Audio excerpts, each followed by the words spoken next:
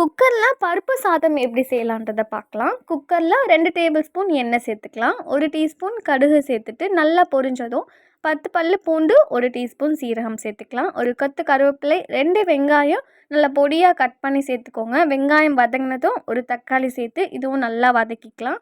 பருப்பு துவரம் பருப்பு எடுத்திருக்கேன். 1/4 கப் துவரம் பருப்பு, 1/4 கப் மைசூர் பருப்பு சேர்த்துருக்கேன்.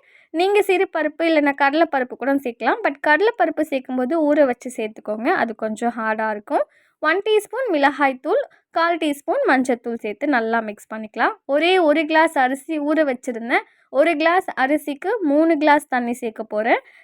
இது பருப்பு சாதம். ஸோ 3 கிளாஸ் அரிசி கரெக்டாக இருக்கும். இப்போ ஃபைனலாக கொத்தமல்லி சேர்த்துட்டு, உப்பு சேர்த்துட்டு, 1 டீஸ்பூன் நெய் சேர்த்துட்டு 3 விசில் எடுத்துக்கோங்க. அதுக்கப்புறம் லோ ஃப்ளேமில் ஒரு 5 நிமிஷம் வச்சுட்டு ப்ரெஷர்லாம் ரிலீஃப் ஆனதுக்கப்புறம் ஓப்பன் பண்ணிங்கன்னா சூப்பரான 1 பாட் ரைஸ் ரெடி.